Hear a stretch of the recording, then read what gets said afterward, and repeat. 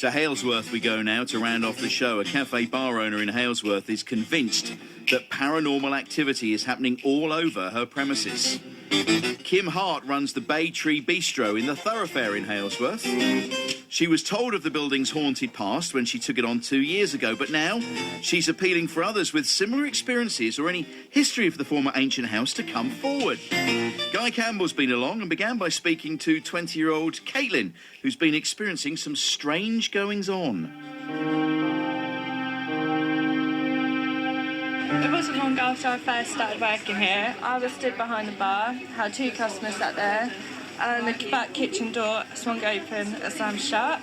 I've been sat there, leaflets and everything have started moving around on the bar. Things in the window have started, moving. Are you sure it's not just drafts and no, it's a wind coming in? This has been midsummer, no drafts. It is just really spooky. We've had customers say that when the candle things have started moving, they've tried stopping them and there's been a force against it, and they couldn't get them to stop. And then the other night actually, there was a picture taken of the kitchen at night, and there is a distinctive face. You can see the face in the picture. You can, on the wall? No, it's just stood there, just in the middle of that aisle, and you can see the make out the face and just the outline of the body. Did it look like an old character or was it? Yeah, Kim's seen him just stood behind the bar. He was wearing some sort of hat, it looks like, and he's got a beard.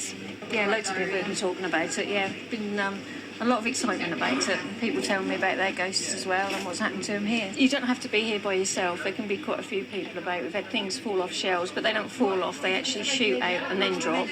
I've seen a man in the kitchen, and I've also felt somebody playing Bebo on the shoulders, and I thought that was my daughter, and turned round to shout at her, and there was no one there, and she was actually upstairs. So yeah, we've all had that sort of experience, and things go missing for ages. And I've spoken to a local resident, and he had the same thing happen in the 1960s when he was in here. So yeah, it's ongoing.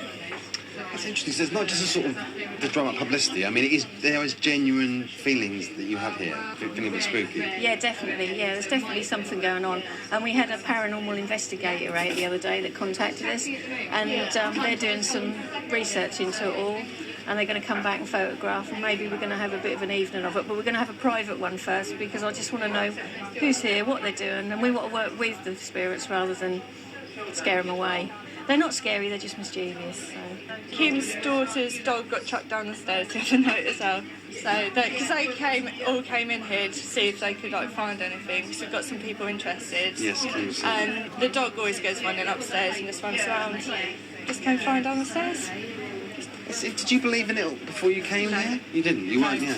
No, I never believed in it. People were going about it and I just thought they were stupid. I thought they were mad. But since I've been here and seen it, it's just, definitely a believer now. And you'd like people, if possible, if they've got any sort of ideas about the history of the place, to come forward and sort of photographs and things like that, really. Photographs, yeah. We've also got a book that we're filling in with notes from people telling us what happens and things, and what they know and what they feel when they come in here. So yeah, anything's gratefully received. So it's going to make it a special Halloween perhaps this year? Yeah, we've got a children's party on as well, so hopefully it won't get too spooky then. But around Halloween we should be having this group back that with a medium and everything to find out what's going on.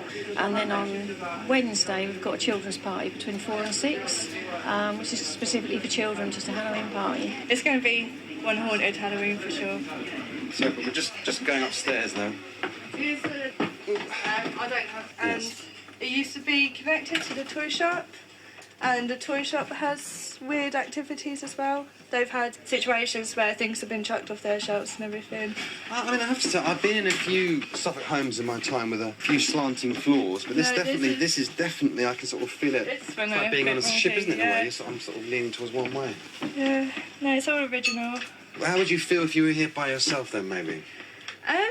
I've been there, done that, and that's when the leaflet started flying. You don't feel it's necessarily a sort of malevolent force, do you? Or? No. You're not entirely convinced, but you know. I would change my mind if I saw something. That's going to table 4. I would change my mind if I saw something myself, but I haven't yet.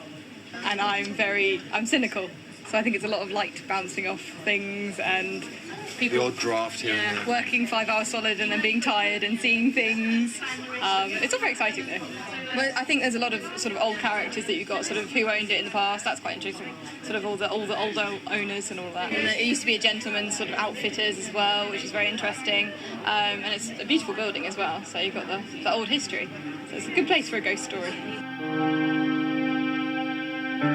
It's just really weird. Like, they don't try and spook you. Like, there's been a situation where the platters and plates on the shelf in the kitchen have come flying off and landed on my foot, and I've ended up in hospital.